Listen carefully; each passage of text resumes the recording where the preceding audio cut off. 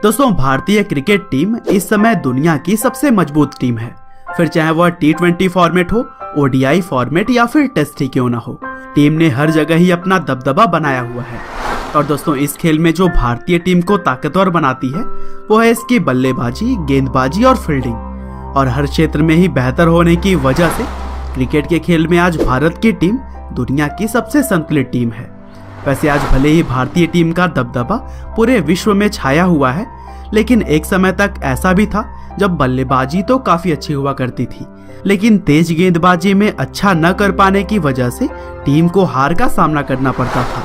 और कुछ समय पहले तक के इतिहास में भारत के अंदर तेज बॉलर्स में कपिल देव, श्रीनाथ और जहीर खान जैसे ही कुछ गिने चुने महान नाम शामिल किए जाते थे। लेकिन अब आज का समय अगर देखा जाए तो सब कुछ बिल्कुल बदल सा गया है, क्योंकि जसप्रीत बुमराह, भुवनेश्वर कुमार, मोहम्मद शामी और ईशांत शर्मा जैसे गेंदबाजों के आने के बाद से भारत की तेज बॉलिंग अटैक भी किसी से कम नहीं है। और दोस्तों, आज के इस वीडियो में हम खास करके बात करने वाले हैं एक किसान के बेटे होने से लेकर भारतीय तेज बॉलिंग को विश्व स्तर पर रिप्रेजेंट करने वाले खिलाड़ी मोहम्मद शामी के बारे में, जो कि टीम में रहते हुए किसी भी क्षण मैच का रुख पलटने की काबिलियत रखते हैं। और दोस्तों, वैसे तो मोहम्मद शामी के शानदार बॉलिंग के तो हम सभी फैंस हैं, लेकिन बहुत ही कम लोगों को उनकी मेहनत और संघर्ष के बारे में पता होगा। तो चलिए दोस्तों, आज के इस वीडियो में हम जानते हैं कि किस तरह से किसान के बेटे ने विश्व स्तर पर अपने बॉलिंग से सभी को प्रभावित किया है। तो दोस्तों, इस कहानी की शुरुआत होती है 3 सितंबर 1990 से, जब उत्तर प्रदेश के अमरोहा में मोहम्मद शामी का जन्म हुआ। उनके पिता का नाम तौसीफ अहमद था, जो कि एक किसान थे और खेतीबाड़ी करते हुए ही वो अपने बच्चों की देखभाल किया करते थे। वैसे दोस्तों, शामी की गरीबी कभी भी खेल कूद के बीच नहीं आई और वह बचपन से ही तेज गेंदबाजी करना पसंद किया करते थे।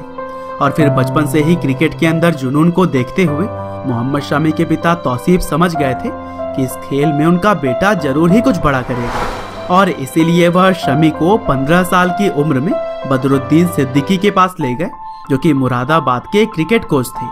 और फिर यहाँ पर आने के बाद मोहम्मद शामी को गेंदबाजी करते हुए देख बदरुद्दीन भी काफी प्रभावित हुए और तभी से उन्होंने शामी को ट्रेनिंग देना शुरू कर दी। और दोस्तों, इस दौरान कई सालों तक मोहम्मद शामी ने कभी भी अपनी बॉलिंग प्रैक्टिस नहीं छोड़ी थी और वह हर दिन अपने गांव से कई किलोमीटर दूर प्रैक्टिस सेशन के लिए जाया करते थे। हालांकि काफी कड़ी मेहनत के बावजूद भी अंडर 19 के ट्रायल में मोहम्मद शामी को रिजेक्ट कर दिया गया। लेकिन यहाँ पर शमी ने हार नहीं मानी और वह कोलकाता जाकर डलहौजी एथलेटिक क्लब की तरफ से खेलने लगे।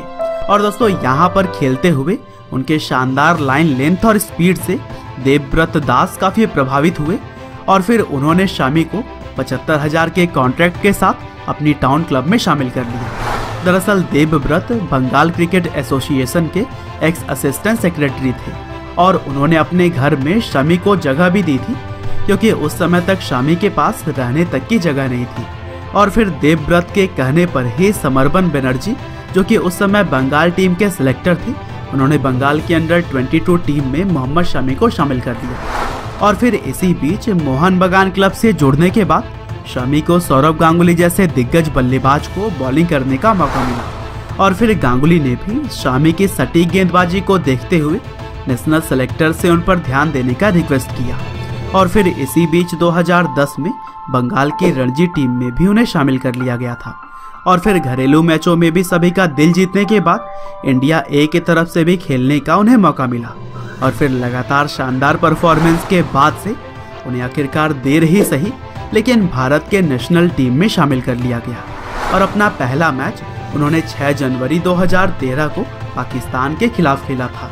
और दोस्तों, अपने ODI डेब्यू में ही शमी ने 4 मेडन ओवर डालकर कई सारे रिकॉर्ड्स अपने नाम कर लिए थे। और फिर इसी तरह से आगे भी अच्छे खेल को देखते हुए उन्हें T20 और टेस्ट मैच में भी खेलने का मौका दिया गया। और दोस्तों, मौके मिलने के साथ ही वह टीम के सबसे अहम तेज बॉलर बन गए थे। दरअसल उस समय ईशांत शर्मा खराब प्रदर्शन से जूझ रहे थे और बुमराह का अभी तक भारतीय क्रिकेट में उदय होना बाकी था। और ऐसे में उस समय शामी ने अपने दम पर ही भारत को कई सारे जीते दिलाए और मोहम्मद शमी ने ही ODI में सबसे जल्दी 56 मैचों में 100 विकेट लेने का भी रिकॉर्ड अपने नाम कर दिया था।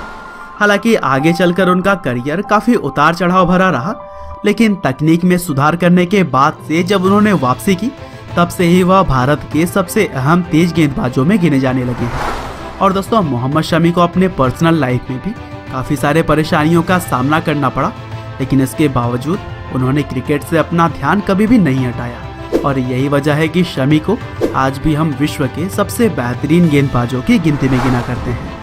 उम्मीद करते हैं कि मोहम्मद शमी की यह कहानी आपको ज़रूर ही पसंद आई होगी। आपका बहुमूल्य समय देने के लिए बहुत बहुत धन्यवाद।